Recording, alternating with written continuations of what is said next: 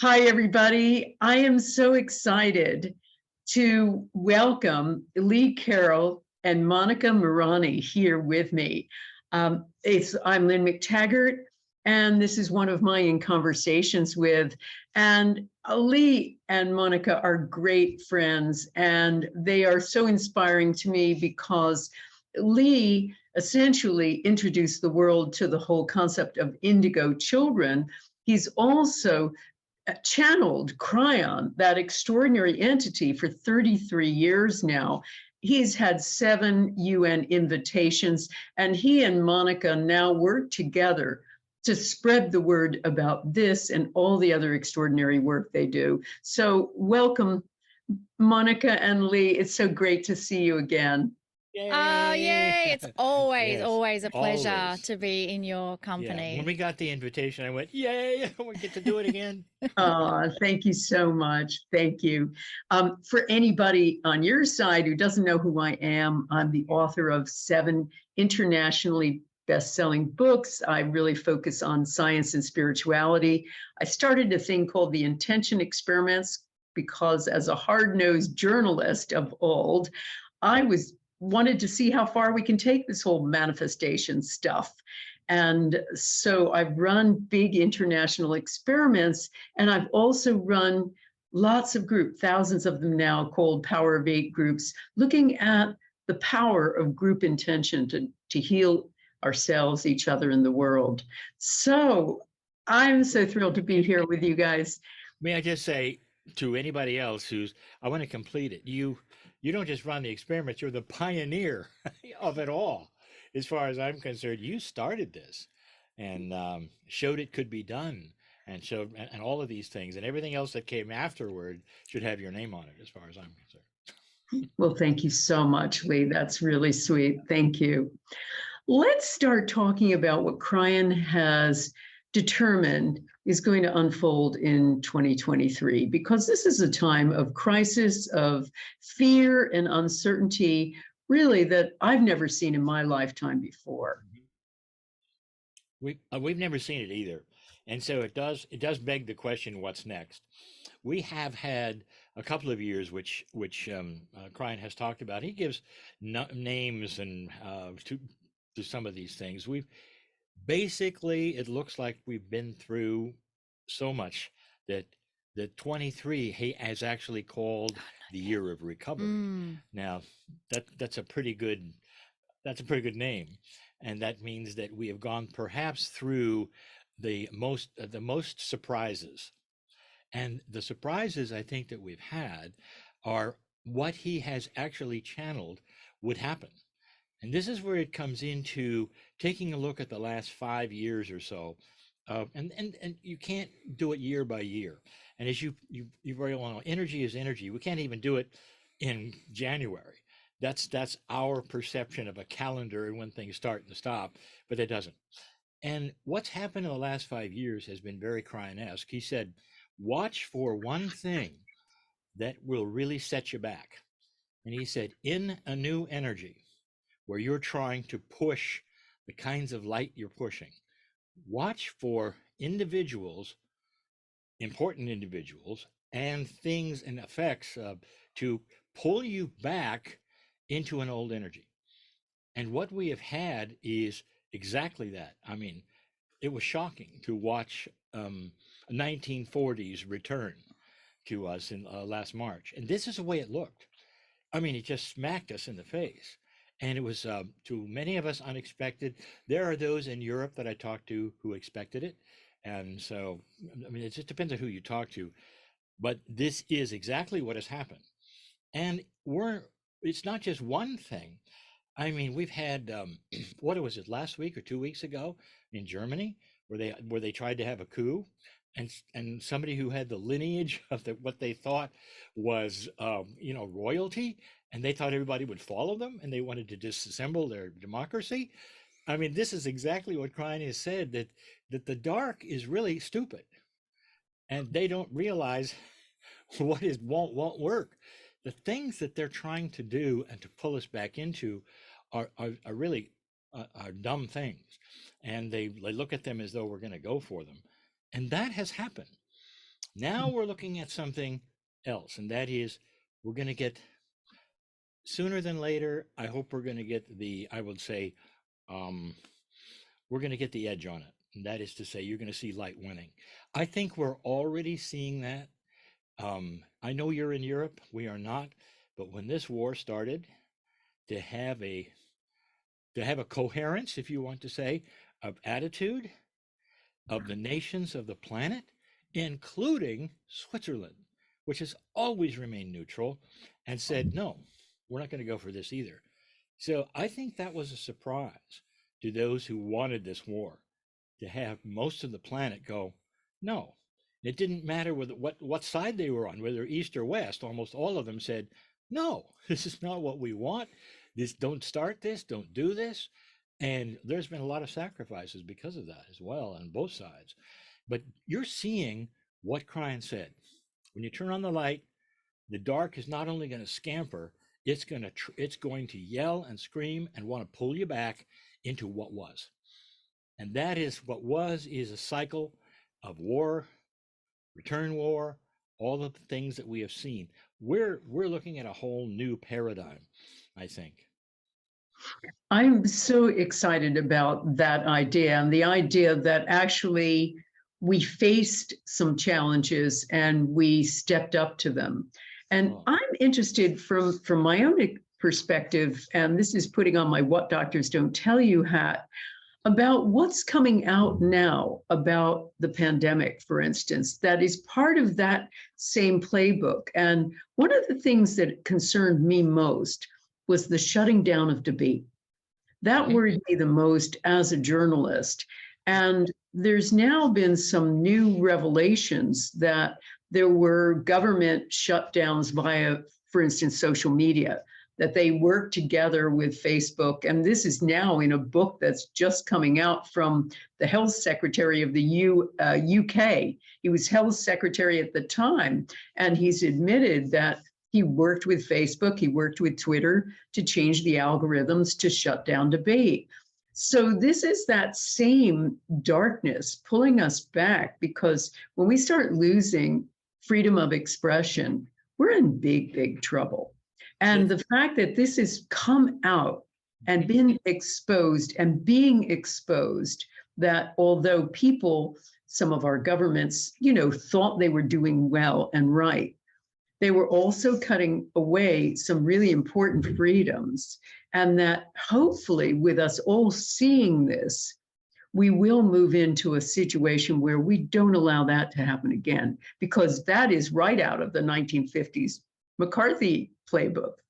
It is indeed. And I don't want to get controversial here. It just depends upon what you felt about the mask, no mask, vaccine, no vaccines, lockdown, no lockdown. It has nothing to do with that. It has, we should have the ability to debate it, period. We should not shut off the debate. And that's the first thing that was done. I love the fact that whatever you think of Elon Musk and his takeover with Twitter, is what he's done is to start to release the memos. And the memos are devastating, because they say, yes, we're shutting this down. Yo, we don't agree that we shut them down. Make sure that they shut them down. So it has actually truly been shown that there has been an effort to stop debate. And that is not acceptable. No, exactly. And as you say, it's not about us choosing one side or the other. It's about discussing this in the way we always have done so democratically. And the other worry is all of the scientists who were silenced, all of the eminent doctors who were silenced from joining in on the debate. And for me, that was the biggest tragedy of COVID, and hopefully the lesson that we're starting to recognize, because one of the good things about our democracy is we still have the ability to have this information rise to the surface. The fact that there were these concerted efforts we're now learning about, and concerted efforts to silence people who were questioning lockdown, for instance, and saying, well, maybe we don't have to lock down everybody. And so I'm really pleased about that. So as you say, we're not talking about one side or the other. We're talking about our ability, as always, to debate this. I'm So, in a I'm in a position. It's an odd position because you think of me as a channeler, but doctors and scientists and people like that are with me all the time. There are more scientists and doctors reading my channeling than ever before. It's so strange, only because many of the things that Klein has said is now coming to fruition. And what we're seeing, this is not over. I would love to see a thing that is where doctors can speak freely right now about everything, how they feel about both sides, how they feel about the different vaccines, how they feel about what their advice, not the government's advice, about how you could help yourself. I mean, I was so disturbed back in 2020 that we couldn't even have supplements that helped us with our immune system. If you have a strong immune system, you're going to be healthier. You're probably not going to get these things. And even those things were shut down. I mean, even things that had nothing to do with COVID. There's just a stronger immune system. And we've had many supplement makers and all of those tell us they were threatened. We've had doctors say that they were threatened to lose their license, so they just shut up. And so that means that the government now is telling us about our health. That's dangerous. I would love to hear doctors speak. I would love to see some kind of a thing where doctors are free to come out without fear of losing their license. It's still happening right now. It's still happening. So I want this year to be a recovery from that as well. Someone to step forward and say, you can speak and not be censored. Well, let's hear what you have to say. So let's go. absolutely, absolutely. There was a study in Israel of 13, they just did a sampling of 13 doctors from 7 different countries, and they were all threatened with losing their license. One had the police invade his office and take papers away. Some other people they lost their jobs or were in some way censored. And 2 doctors, Harvard doctors, one an epidemiologist, one an emergency care specialist in California, successfully treated 7,000 people. Most of them, lots of them, migrant workers. So they weren't super healthy or wealthy, but they successfully treated them, lost only 1 patient. And they also were threatened and nearly, and were threatened with censure and worse. So, as you say, all of this happened. We're now starting to hear about it. And I love the idea that 2023 is going to be a situation of recovering from this dark time. What else? There are other things happening, Lynn, too. You might know Robert Kennedy Jr. Oh, I do. Well, yes, thank And you. he has not only his books, but there's going to be a movie, if there isn't already. There will be another movie by other people as well, indicating what better than to give the public a movie, because they'll go and see it, and some of them won't like it because they bought into some of these things or not, or don't, are unaware of it, or it'll be shocking. But that's often the way it happens here. It happened that way with 3 Mile Island, where they finally, when the movie came out simultaneously, the China Syndrome, and they realized some things that they were never told. This is the kind of thing that happens, at least in the States. So I would love to see this just keep going. Absolutely. Absolutely. We need it. That's what a healthy democracy is. Tell me some more about what he's talking about light, and then I can talk to you about some of what I'm hoping to do in 2023. Light is what you're doing. It's an expression of higher consciousness. It's a revelation of a higher thinking. It's putting together physics that we've never had before, that people didn't believe was there before. It's understanding what science says. Consciousness is energy. Now that is new, and that has not been realized until now. Now they're saying if consciousness can do the kinds of things we're seeing it do, it has to be energy. Therefore, let's start studying it. What are the formulas of consciousness? How can we think? What is coherence? And can it be measured? Yes, it can. You've shown it can be. But beyond that, beyond just in groups, what else is there that we can see that would show us something that is happening in consciousness on this planet we didn't expect? And that is the light that Klein said is coming. It basically is a higher consciousness thinking. So much so that Klein said there has been experiments. Greg Braden did a book once talking about time. I forgot what the title of the book was right now. Maybe Monica will remember later. But he talks about, does time repeat itself? Fractal time. Fractal time. Thank you, dear. And so he showed that time does repeat itself. And he actually had formulas for it. And it was so obvious when you look back in history that it does. We have a war, we rest for a while until the new generation comes along, and then they have the same war with the same people. And suddenly, and Greg showed this, something has happened. It's almost like the train that went around that old track has taken a sighting.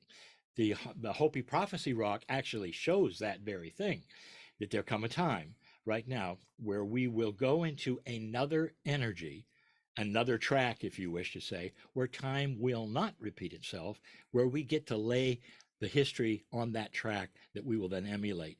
I know this sounds kind of far-fetched, but when you start looking at the science, and I know you like the science of that, Greg Braden showed that very, very clearly. I love that kind of things. And this is exactly what Krein has said. We are on a new track. This is not your grandfather's world. No, and that is our opportunity. That's what excites me so much, because the problem is we've been reduced for so many generations now, really since our definition from Isaac Newton of being these separate objects operating according to fixed laws in time and space. You know, Newton reduced us to a kind of common denominator. And and from that time, we've really denied a lot of inherent abilities that we have. We have the extraordinary capacity to heal. We have the extraordinary capacity to do lots of things, to see beyond our senses, to forecast things. I mean, the brain, I'm fascinated to recognize that the brain has nowhere in the brain recognizes time. The brain cannot distinguish between past and future, and any good quantum physicist says there's no such thing as time. So all of this presents us with a very different mode of being. And the problem is we have been following this path of competitive individualism for all of these centuries, and we've now hit an abrupt crisis where this no longer serves. So what's fascinating to me is going back to and looking at the way we were supposed to be, and then saying, okay, let's even take off from the way we were supposed to be. And that in itself can create the higher consciousness. I mean, I did a book a few years ago called The Bond, where I was trying to answer Darwin. I said, well, wait a minute, were we meant to be so competitively individualistic? And the overwhelming scientific answer was no. I mean, all of the evidence demonstrate we're meant to be connected. You know, we are meant to share, care, and be fair, essentially. You know, we were never meant to have survival of the fittest. And that's one reason we have suffered so much. And so in playing with that, what I have discovered is when people do come together, and particularly as I see it, in Power of Eight groups, miracles happen, extraordinary things happen. You know, I've watched thousands of healings of every sort. And that can be played out on a larger scale. And that's what I think we have to do, is a new recipe for living. It will be played out on a larger scale. I look at the Power of Eight as proof, absolute proof. It's a start. I think that this is going to go I think you're going to take a look at coherence in much larger groups, and they'll feel it and they'll work with it.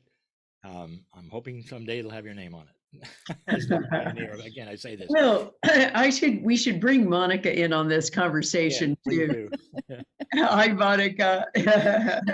I'm delighted to sit here and listen to the two of you. So I glean wisdom from all corners, and it's been wonderful. As I've been listening to the conversation, the thing that comes out to me is that this shift in consciousness that we keep talking about, and the reason why Lee says he even channels Cryon because this shift has been predicted by the ancients, and it is a shift in consciousness. And the thing that I want to compare it to, and I know this might sound trite, but it's a little bit like when you're really, really overweight and you want to lose weight. It doesn't happen overnight. You never get to this place where, say you have 200 pounds or over 100 kilos that you need to lose. You cannot wake up the next day and it has gone.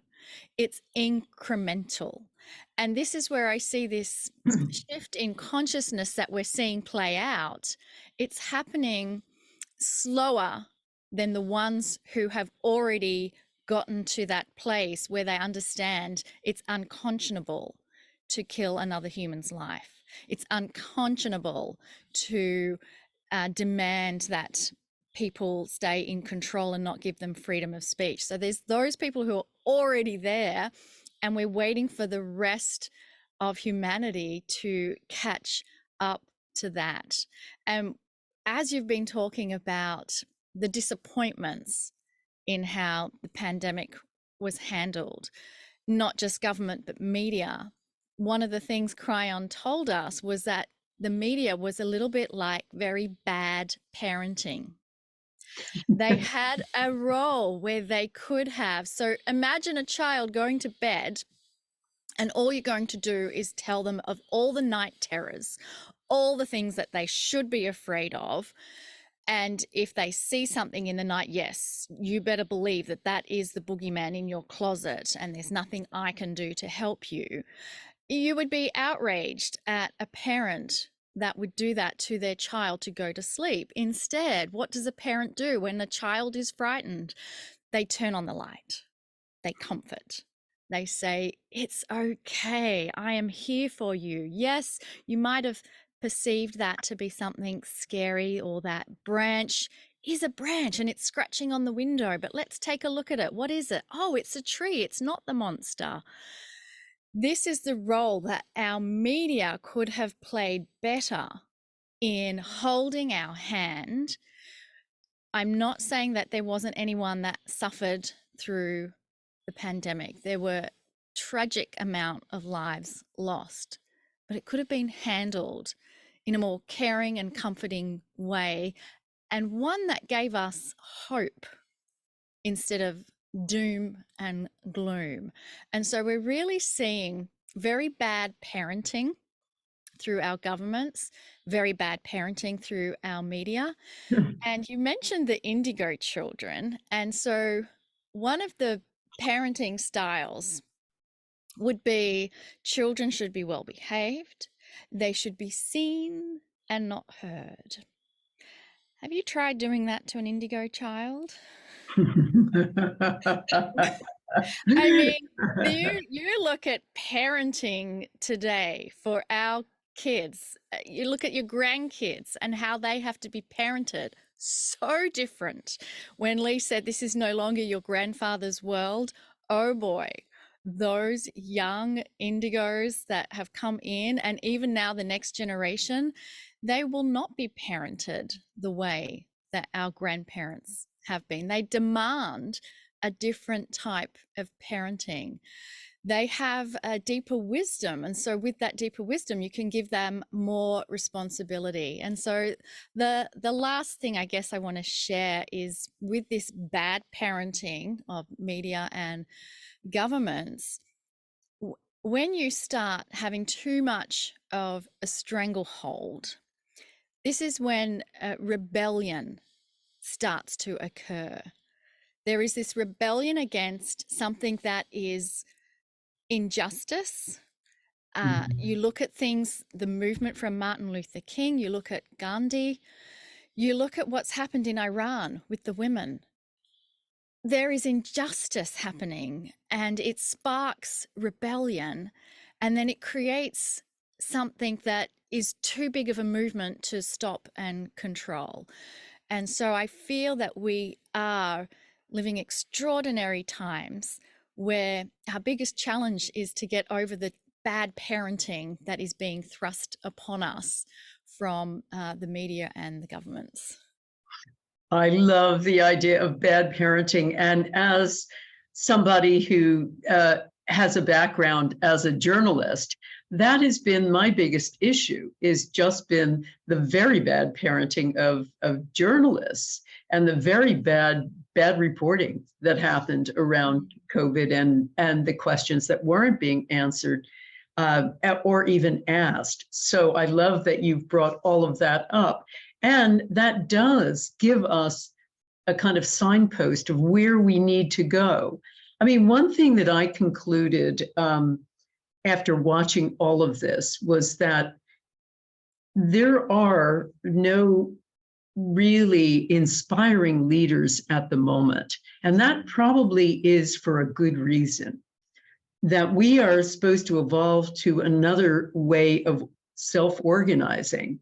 And I started realizing that, you know, when you talk about Gandhi and lots of those amazing spiritual leaders, these always started as tiny movements.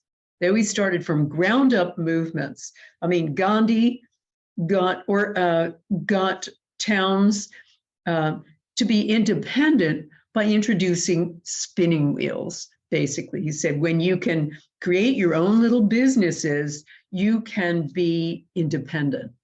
And so many, and of course, King started with a tiny group of people and it became a giant movement. And so I've been thinking for the past few years, we need an army of change makers. And then I started realizing I've got an army of change makers. I've got probably tens of thousands of Power of Eight groups. And so one of the things that I want to do for 2023 is, because I studied this a lot, particularly when I did my book, The Bond, how are we meant to be? If we're not meant to be competitive and individualistic. And I concluded that people need to learn how to relate to each other very differently now. And one of the things that I've seen, particularly in Power of Eight groups, and one of the things that I teach is using intention, for instance, and other techniques to get along with people who aren't like you. Because we've somehow got to the point, and this is part of that breakdown, of being so polarized that if we don't have someone agree with us, we have to not only disagree with them, we have to demonize them. We have to tell the world why they're wrong. And I think this needs to change. We need to really understand that we can come together, and even if we disagree. And so part of that new consciousness, I think, is learning a new way of being, learning a new way of relating, understanding that we have to create something that is new and fair, but also making use of a lot of our extended human potential. So what I want to do is, I mean, I want to do nothing less than start a little revolution. And one of the ideas is a toolkit that I am just going to give away free for people to bring the groups in, to have not only tools to heal each other, but tools for a new world. And that can start with just ground up community intention. It's as simple as that. But it's starting to learn to operate on a totally different level. There is such power in that community grassroots level. And one of the stories I remember someone telling me on one of the tours, it was this untenable situation in Ireland, North Ireland, and it was terrible. Murders were happening between Protestants and Catholics, and there was really no solution, no way forward. And the story told to me by a woman who had lived in around that area was that it was the mothers that had come together on both sides, realizing that there is no situation where you have a win-win, and they were able to broker peace from that level. So the power we have is extraordinary, and it becomes amplified even for two to come together. And when you have 3 or 4, it's amplified at a rate that is beyond exponential. It's not 1 + 1 is 2. It becomes 1 + 3 is 1,000 or so. No, absolutely. And what amazes me the most and continues to amaze me is not just what happens to a target in our intention experiments or our power of 8 groups, but what happens to the participants. They themselves get healed. You talked about the Iranian women. We just did an intention experiment about 6 weeks, 2 months ago for that movement. And it was extraordinary. I mean, a lot of interesting things are continuing to unfold there. There are many variables here. I can't necessarily claim this was us. But what I found fascinating too is the healings that happen with our participants. And of course, I saw that most dramatically a few years ago when we did a big intention for Jerusalem and the Israelis and the Arabs. I invited people from both sides, 8 Arab cities, to participate with a group of Israeli Jews. And in the beginning, I had to broker the whole thing because one side wasn't talking to the other. They were, hated enemies. And by the end of it, they were all sending love to each other. They were saying, your God is my God. And everything had changed. People had come together. And I think one of the big pieces, which is a new consciousness, I mean, we've been so imbued with the whole idea of eat or be eaten. Yeah. But one of the things that I teach that's really central to my Power of 8 groups, it's central to the courses I teach, the master class, et cetera, is the extraordinary power of altruism. Once you come together with, to say, send intention to lower violence somewhere, or to do something together in your community, not only the target gets healed, but you get healed too. And there's no question, the science is really clear on that. Altruism is a bulletproof vest. It protects us. We live longer, healthier, happier lives when we do things for people. So that's been a real interesting part of this, is looking at altruism as a really big piece of why Power of 8 groups heal people. It is beautiful. And part of it, I think, is reframing and rewiring the synapse in our brain. And you mentioned how sad it has been that we have been so divided, and we're told to look at people. If they don't agree with us, they're the enemy, and we can't even have a friendship when you have a difference of opinion. And the brain is, as you said, it's very neutral. It waits for us with our consciousness, with our intention, to set the tone, if you like, or to give the instructions, if you like.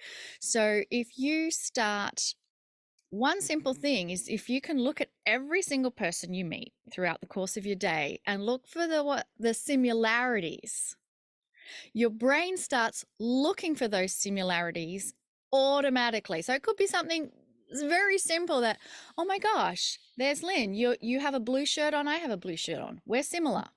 It'll be like the most simple things. Oh wow, they have a ring on their finger, I have a ring on my finger. It could be starting at the smallest, minutest detail, but over time what happens is you start rewiring your brain to start looking for similarities, and then you have that connection. So it doesn't surprise me how altruism is a bulletproof vest, because you automatically become wired to see situations and have an intention where you view a different result. And this is part of Cryon's teaching and message, is for us to have compassionate action to situations, and there's always this desire to see benevolence around a situation, and that is how you dispel the heartache. And so when situations happen, such as the war in Ukraine or the women in Iran. From Cryon's perspective, you look at that and you visualize compassionate action. And one of these information from Channel I remember one day is what does that look like in a day-to-day life for a practical person? So when you come across a car accident and you see great distress because you know a loss has happened and there's deep sorrow, the first incident, you can stay at that level in the sorrow and the suffering. And that doesn't actually change anything. And I know it's a first reaction that we do as humans, but if you can then get to that place where you can send a wave of peace and comfort to surround that individual in that moment who is going through crisis, that's kind of the first step, the first wave.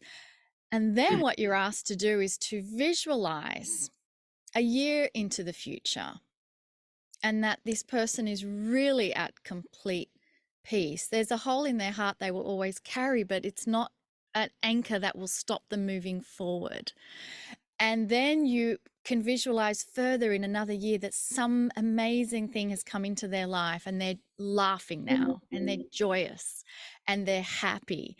And these are things that it doesn't come intuitive to us to see a situation and forecast it into the future where we have sent energy of compassion and then benevolence, and then we see the resolution of it at this level of joy and happiness and all the rest of it. So this is what I think is so important with the Power of 8 groups, because it is rewiring and reframing our brain.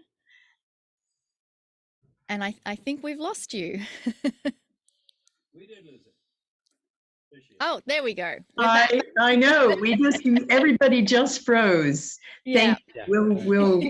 I'm sure we can glue this together. Yeah. But that's really the end of my little rant, where the Power of 8 and those intention groups, it's about rewiring our brain and rewiring how we perceive things. And imagine a humanity where this now becomes our normal of when we see situations and how we resolve them. Absolutely, Monika. And I think a key piece that you were talking about was, seeing somebody, let's say somebody's in trouble. And I see this all the time in Power of 8 groups, where somebody gets cancer, somebody's loved one is in the hospital and has sepsis, someone else has lost their job or whatever. The power of a group to do intention for them is so strengthening for all parties. And I had a guy last year called Jerry, who was in my Power of 8 Intention Masterclass. He first joined in 2020. So it was during lockdown. And Jerry said at the end, he said, I've had a great lockdown because I've had more connection with people than I ever have in my life. As instructed, I have people meet in groups virtually week after week after week. So they meet every week for an entire year. And he loved it so much, he joined the next year's class because it's a year-long class. And he said at the end something really important. He said, I now know what love is, because he had experienced this connection with this group of strangers who have his back, who sent healing to him, who sent healing to the people in the group. They'd experienced all kinds of extraordinary healings. And yet it was the connection that was so much more important to him. And I think that is part of maybe a new consciousness, is this focus on oneness. That, I think, is one of the other secret sauces of why we see so many healings, why we see, people who get money out of the sky just when they need it. They get windfalls. Or I've had 2 people get out of wheelchairs. I've had, umpteen people reverse stage 4 cancer. Last year, Leanda had leukemia, and her group was tending for her in her hospital bed. And her numbers, which were off the charts with amount of cancer in her body, went down to complete remission. And, we've seen this. Lori was going blind with a detached retina, two detached retinas. And the doctor said, you're going blind. They were telling her that for 8 years. She has 20/25 vision after working with her Power of Eight group. So we see these extraordinary miracles. And one I attribute it to is what Lee was talking about the whole idea of higher consciousness. What happens in a Power of Eight group? Certainly I see it from my perspective. I'm sure you see it in a lot of the work Cryon does, but people quickly enter a state of oneness. And, we don't experience life like that. We are told we're all one, but we experience life as lonely separation, a lonely person on a lonely planet in a lonely universe. And we don't, even though we know we're part of the field, we don't experience life like that. But you do when you're intending in a small group or a large group, like the intention experiments. We suddenly see, and we've certainly verified this in brainwave studies. I think I've talked to you all about it before, where parts of the brain involved in separation immediately turn off. And people describe experiences like they're in a state of ecstatic oneness. Well, as Lee was talking about before, I think that is the natural state of being, but we don't have that. We don't experience that. We don't even know what it is to live the field. We are isolated entities, and that is probably the root cause of all of our suffering and all of our difficulties in everything we create for ourselves. I don't know if I've ever done this before on your program, but I could give you an example of what Cryon says to look forward to in the future with, maybe it'll just blow you away. And you'd have to come with me for a little pretend session and give me about a minute and a half to do this, if that's all right. Please do. Okay. We're used to politics in America a certain way. It's gotten worse. Where now one side will not even look at the other side's agendas, whatever, because they're a different color, red or blue. Imagine a presidential debate, and it's going to be a different one. Imagine you have the two candidates on the stage. Now, if you have, you don't even have to be an American to, you've seen these presidential debates and how they go. Sure. And so the one stands up, and he goes first, and he says, I want to tell you about my opponent here. He shouldn't be president. Look at his record. First of all, it's horrible. He's done all of these awful things. There's a couple of times where we even think he lied, and everybody knows now, and it's out that he smoked pot when he was 18. And he's done these things too. He's even been through a divorce. And so you're not going to want anybody like that. And then he goes on, and he just slaughters the other guy and calls his wife names, and there's no end to it. And then he says, and here's why I should be president, because I'm not like him, and I've got the stuff that you need. And so he sits down. Now this is new. The other guy gets up. He looks at his opponent. He says, I want to tell you something about my opponent. He's a patriot. He wouldn't be here unless he was. He's done all these things. He's gotten elected to all of these places. He deserves to be here. He's a good politician. He's done a lot of good things. Look at all of these things that he's managed to put together and pass for you. I think I have some better ideas than him. But if I didn't make it, I would tell you that he'd still be a good president because he's a patriot and a good guy. Wow. Here is where I think I can do some things better. And he goes on and he sits down. Question. How is the public going to take that? Now, in an older energy, they would say, the second guy is weak. We don't want him. We don't want the weak thing. But now it's shifting.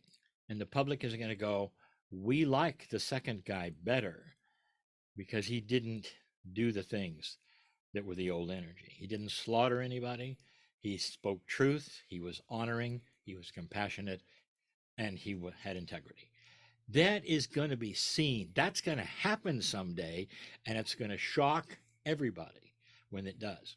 When politics starts to move in that direction and they realize that kindness, truth, compassion, integrity has a bigger impact than what we're used to today. Absolutely. I think that is so. Can you imagine watching that debate? I look forward to it. I look forward to it. Yeah. But that's it. We have to embrace these kinds of qualities that are inherent in us, but essentially have been, beaten out of us by a bad story. Joan Didion had that wonderful line, "We tell ourselves stories in order to live." And the story we've been telling ourselves for 300 plus years is a story of competitive separation. And so we're used to demonizing. We're used to attacking. We're used to telling bad news. We're used to, creating an enemy all the time instead of recognizing that all of that is contrary to the human spirit. And as I say, one of the things that I teach in my master class about relationships is sharing deeply from the heart. When you do, and that's so counterintuitive, when you're talking to a so-called enemy, we always expect to be very guarded and to attack. But when you send them positive intention, for instance, and then maybe share something deeply from the heart, becoming vulnerable, the other person opens up as well. And the heart leaps across the fence.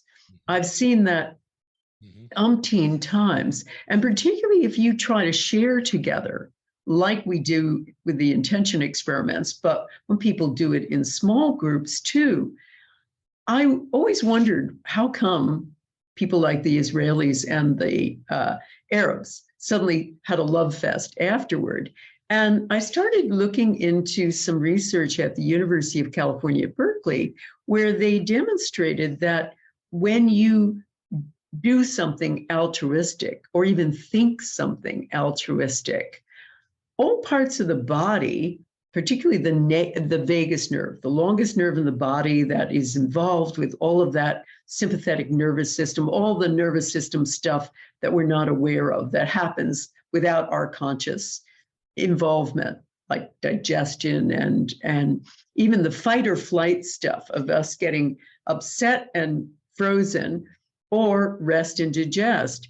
And what they've discovered is when you are involved in an altruistic act or an act of connecting and listening and receiving, there is a part of the vagus nerve that really heals, not only enables you to feel closer to people who are not like you, but also heals past trauma. It's really quite remarkable. And that is enhanced in a small group too. So part of me is thinking that the other thing we have to do is ignite these latent capacities that we have to connect. We need a different story that is going to enable these to come to the fore, because we have it all inside ourselves. It's not like we need to change. We just need to ignite what is there, and then we will have a higher consciousness.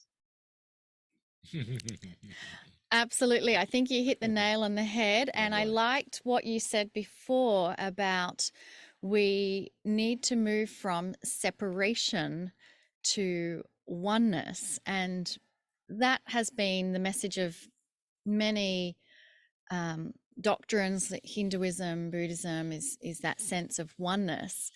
And yet the challenge always is that and this is what Cryon even talks to us, that us humans, we're so linear because we look in the mirror and we see one body, and we even think we have one soul. And so the whole shift of Cryon's work in these last 2 years has been doing a guided meditation called the Circle of 12, which is guiding you into the energy of your soul. And Cryan talks about we are not linear, we are actually multi-dimensional.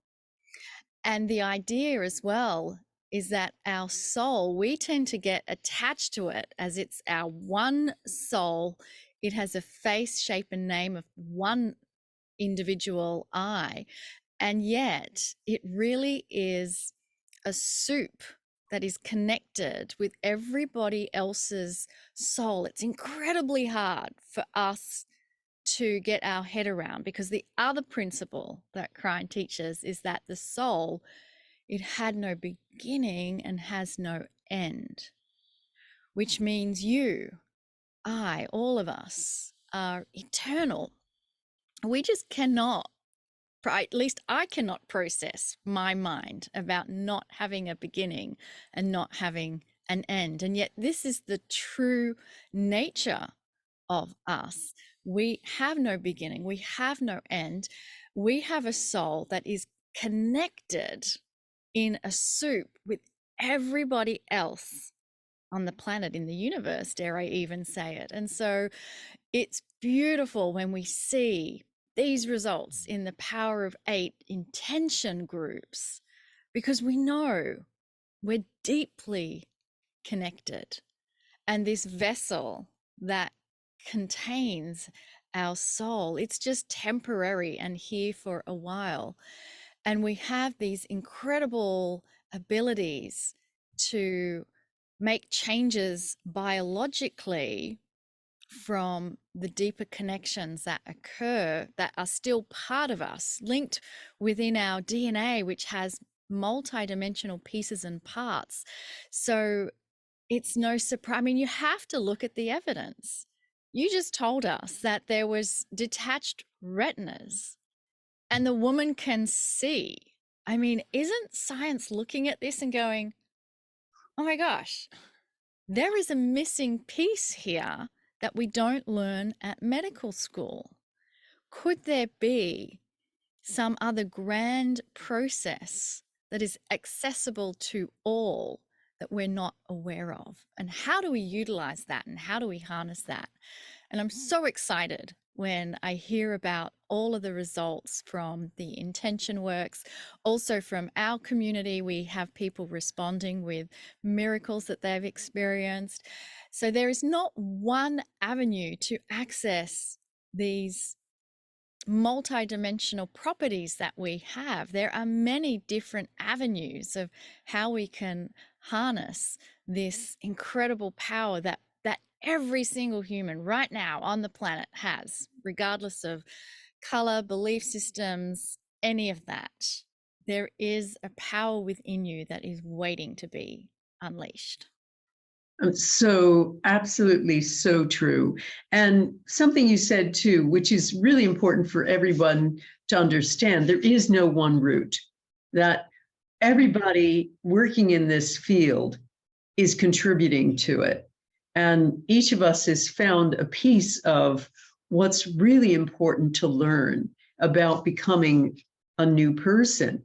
Now, and tapping into that higher consciousness. Something you said that was really interesting, Monika, about the whole idea of not being linear and not having a beginning and an end. I love that.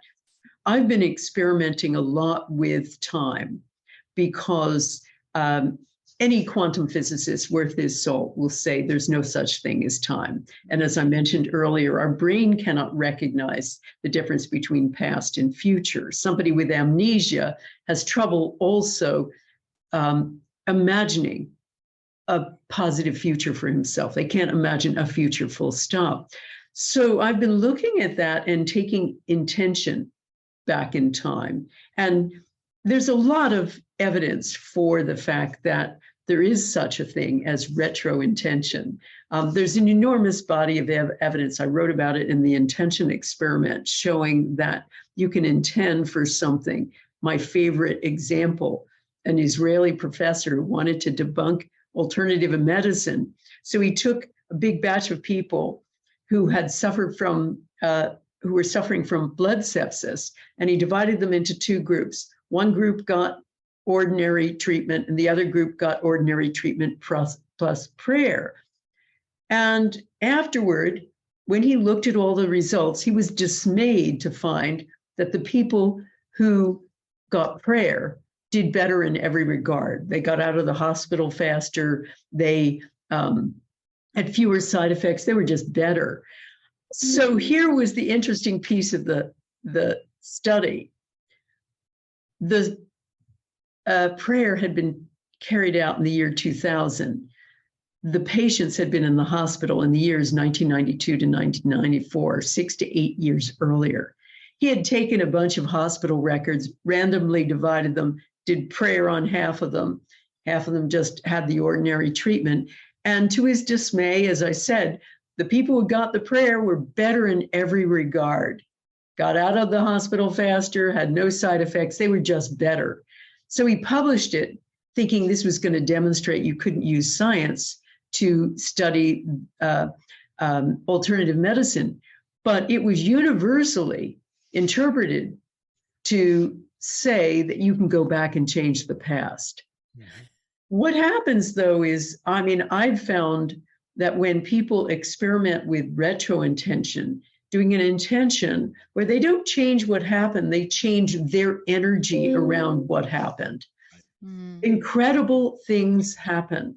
I had one woman in a workshop of mine who had vitiligo, where you lose pigmentation.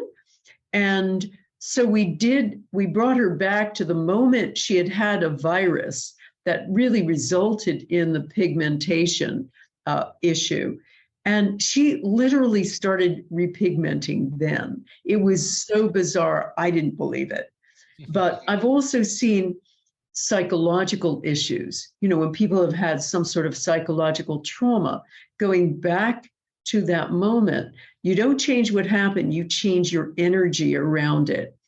Miracles can happen in terms of changing your whole energy, because as you said in the very beginning, Lee, we are energetic systems. Everything about us, including our thoughts, are energy. And that means we can use all kinds of different tools to heal that are about changing that energy. And I think it's also a signpost for much of what Cryan was saying about a higher consciousness.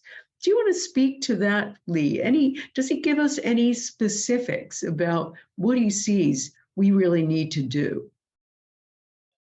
The whole idea is that you pointed out, he has another name, by the way, in physics. It's called retrocausality, retrocausality, right? So, and it's true. What Cryan has always said is you don't go back and change the attributes of what happened. You go back and change the reaction to what happened. And that puts an imprint in you that changes you. Now reverse it. What if we could, and then Cryan has just been doing this, what if we could send to the future packages that people will trip over, that are benevolent, things that will cement the holes they might fall in, these kinds of things, through our energy. Because you're absolutely correct and right, and this is very hard to teach to anybody, that time is a construct that we have put upon ourselves so we can exist. So when physics says there is no such thing as time, they're right. We almost have to have it for the soup of life. But if we understand it's a construct, we realize, hey, we can get around it too. This allows us to go back in time. It allows us to go forward in time with intention. Now, intention is a consciousness that is elevated. The whole idea of intention working in both directions, in my opinion, is something new. It is something that you have broached. It is something that we're doing here in this New Age teaching. It is an elevated idea whose time has arrived, and that is what we teach.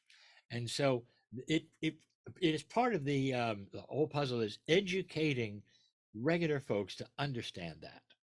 Wow, what power they might have just in those two things, sending things to the future, sending things to the past, in order to correct, in order to make better, in order to come together.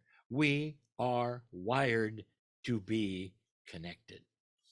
We are indeed. We are. And this is what we see. And I think this is what we have to reclaim, because our modern society has created more and more and more isolation, of course, exacerbated during lockdown with the pandemic.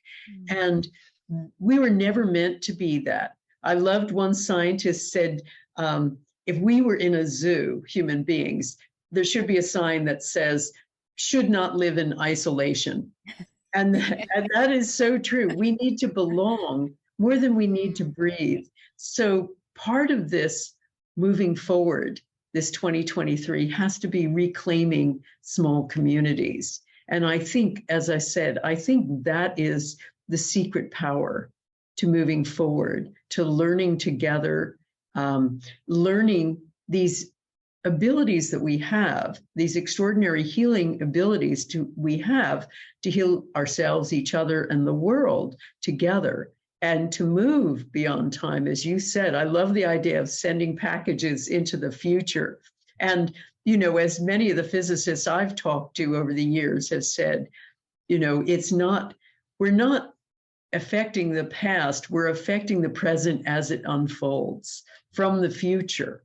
So when we start thinking about that and realizing that time is one big smeared out now, that actually, and that it is only a human construct, then that gives us permission to do so much more than we realize we're capable of. So this has been such a fabulous discussion. Before we leave, I want to just have you take a moment to talk about, you've got a new course coming up, Lee and Monika. Tell us about it. Well, because of COVID and the creation of our little Cryon studio, we've been able to bring the teachings of Cryon into one platform, which we are calling the Chrysalis Academy. And so it's the new Cryon School online, if you will. And we're very excited about it. Our first course that we're offering, it's called the Lemurian Teaching Wheel. And it's essentially spiritual information on what the core truths were given to humanity, and it's all channeled from Cryon. It's so fun for Lee and I to deliver because a lot of the classes are done in storytelling. So we get to meet some beautiful wisdom, wise beings and some beautiful students, and the interaction that teach us core principles, all of what we were discussing in here actually, that we have a soul that is forever. We are connected to each other through the field. We can affect outcomes. We can pick up on other people's feelings in the code and send energy to them. So we are very excited, and we know that there's going to be other courses that will be offered under this umbrella of the Chrysalis Academy. And Lee, I know that you just love being in the studio now instead of trotting all around the world on stage, and we're reaching more people. Yeah. People say, when are you coming back to see us in Europe? When are you coming back to see us in South America? All of that. And we are saying, you may not see us again in person. And that is only because we are reaching far, far more of those people as well as people in our own community by what we're doing. And so we have launched these things and looking at the numbers and realizing that we're probably here for good. Well, and we started playing around with Zoom some years ago. I started because I had a bit of a health challenge, so I wasn't traveling so much, and so I was well acquainted with it during lockdown, and also stopped traveling for a while. Now I'm still going on some events. I choose them carefully. But again, most of my courses are online too. And I run a masterclass. My big course is coming up. It's the Power of 8 Intention Masterclass. It launches February 4th. And I teach for about 6 weeks in live and interactive sessions. So you're there with me. You can answer questions. We put you in groups. We do all kinds of things with you. And I teach for 6 weeks, and then I put you into a Power of 8 group of your very own, according to your time zone. And you meet every week, and you meet with me periodically so I can mentor you through the whole year. And what we look at with this level 2 course is not only 13 keys to intention mastery, but also how to use intention in relationships, how to get off of yourself. That's one of my big messages is, we have been so focused on the self with self-help. That's been such a mantra for decades. And I find that that can be very toxic. In fact, all the science supports that. One of the big and healthy ways to be is other help. And then it reflects back on you. And I also help people get over negativity, self-sabotage, trauma in their past, and learning how to move forward with a Power of 8 group. I've got people who've been meeting since 2013. So if you want to find out more about that, it's lynnmctaggart.com. Under courses, and stay tuned for this 8 revolution. So I want to offer tools, and that'll be totally free, to Power of 8 groups around the world to start creating healing in their communities. And together we can be a little army of change makers. So I love it. And I love the accessibility that all of this now brings. It's very, very important. And for those who are wishing to connect with the Chrysalis Academy, they can do that very easily at cryonmasters.com. And that's where they'll find our weekly program that we do as well, and lots of information in there as well. Thank you, Lynn. Of free things too. Yeah. So thank you, Lynn, so much. That's been great. It's been wonderful as always. Thanks so much, guys. I look forward to seeing you again. Thank you. Bye. Bye.